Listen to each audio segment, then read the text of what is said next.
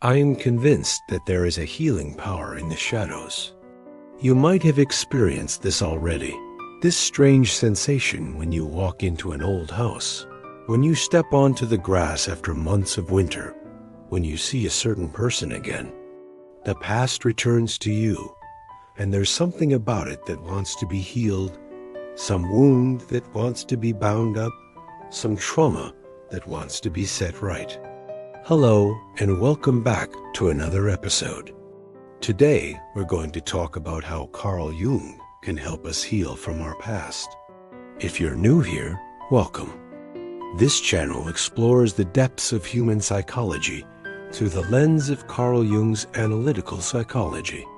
Let's dive right in. Have you ever thought about your past? About your childhood? Your family? Maybe it was a happy time, or maybe it was a bit more complicated. In Jungian psychology, they refer to this inner work of exploring one's past as healing through the shadows. Carl Jung believed that our past experiences, even those we've long forgotten, still have a profound impact on who we are today. But what does this really mean? And how can we apply Jung's ideas to our own lives? One of the key concepts in Jung's work is the collective unconscious. This is a universal storehouse of memories and experiences that all humans share.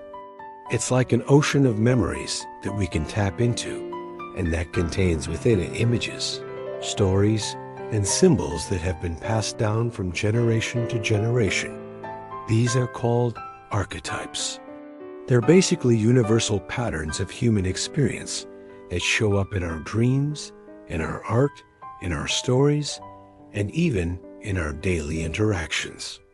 And these archetypes, they act as a kind of guide for us, helping us to understand ourselves and the world around us better. So let's say, for example, you keep having dreams about being chased or trapped.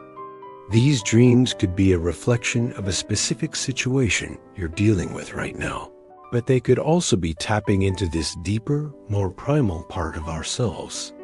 It acts like a signal from our collective unconscious, trying to tell us something important about ourselves or our place in the world.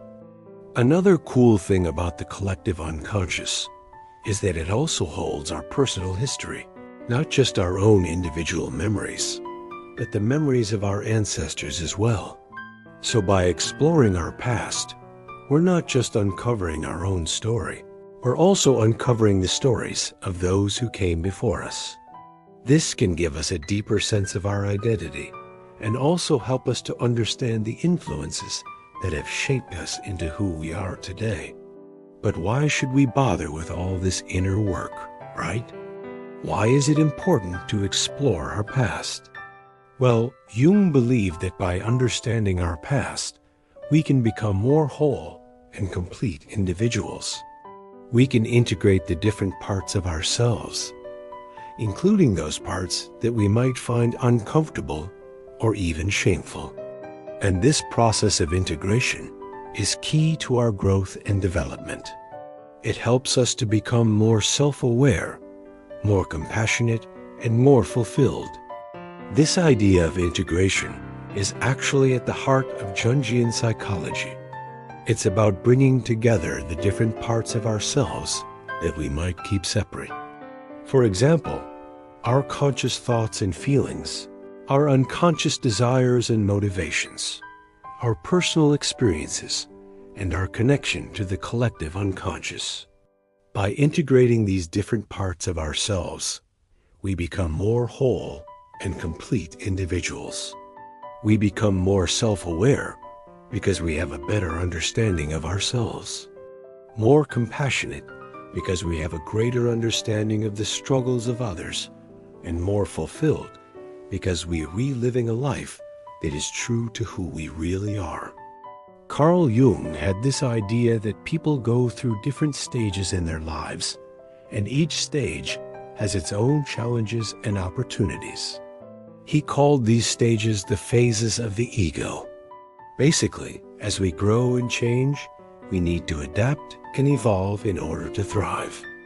And one of the ways we do this is by facing and integrating the challenges of each stage. This helps us to become more mature, more resilient, and more adaptable. Now let's look at a couple of examples of how we can apply this in real life. First, let's say you're feeling stuck or unmotivated in your life. You might start by exploring your past to see if there are any unresolved issues or traumas that are holding you back. Maybe there is a painful childhood memory that you have been avoiding, or a mistake from your past that you feel guilty about. By bringing these experiences into the light of consciousness and integrating them, you can free yourself from their grip and move forward in your life with more clarity and purpose. Or let's say you're struggling in your relationships, whether it's with your partner, your family, or your friends. Again, you might turn to your past for answers. Perhaps there are patterns of behavior that you've noticed in your relationships. Maybe a tendency to attract the same type of partner over and over again. By understanding the underlying causes of these patterns, such as unresolved issues with your parents or past relationships, you can begin to break free from them and create new, healthier relationships. So how do we actually go about this process of healing and integrating our past? Well, it can take many forms. It could involve talking to a therapist or counselor, journaling, dream analysis, even artistic expression like painting or writing. It's really about finding what works for you and what feels right. Jung also believed that we can access our past through our dreams. Dreams are a direct connection to our unconscious mind, where our past experiences and memories are stored.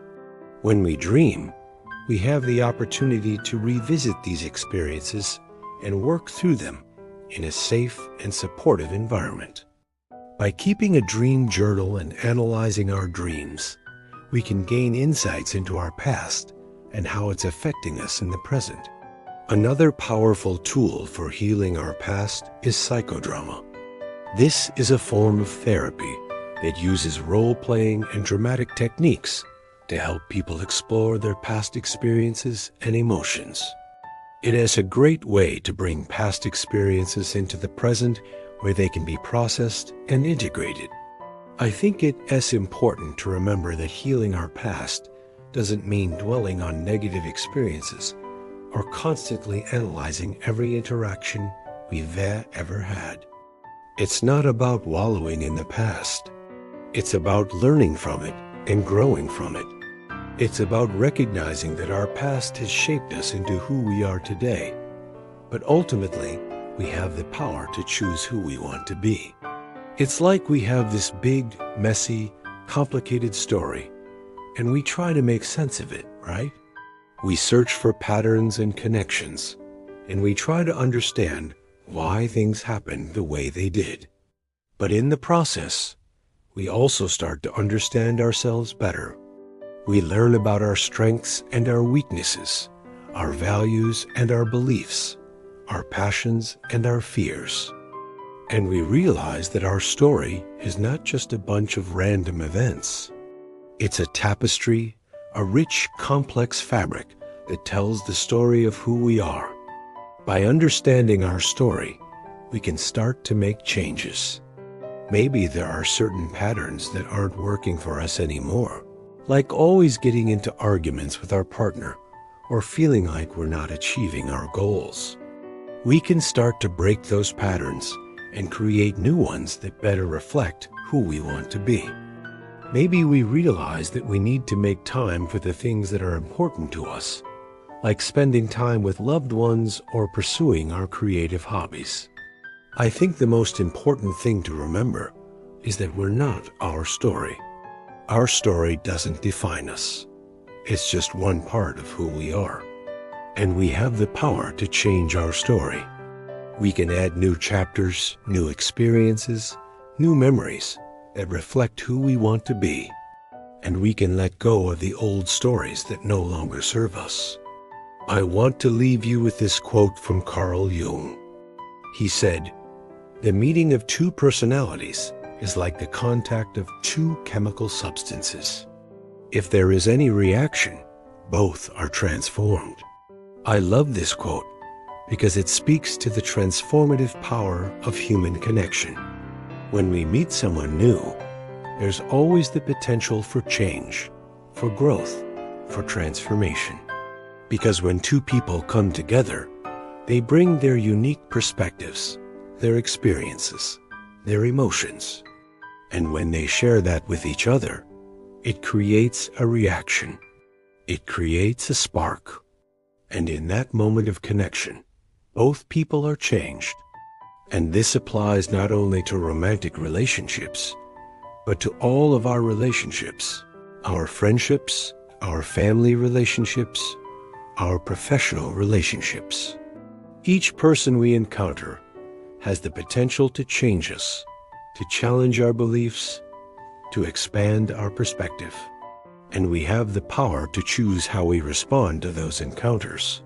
Whether we open ourselves up to the possibility of change and growth, or whether we stay closed off, resistant to the idea of letting go of the past.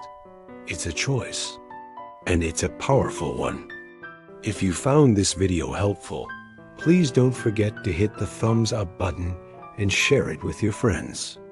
Thank you so much for watching, and I'll see you next time.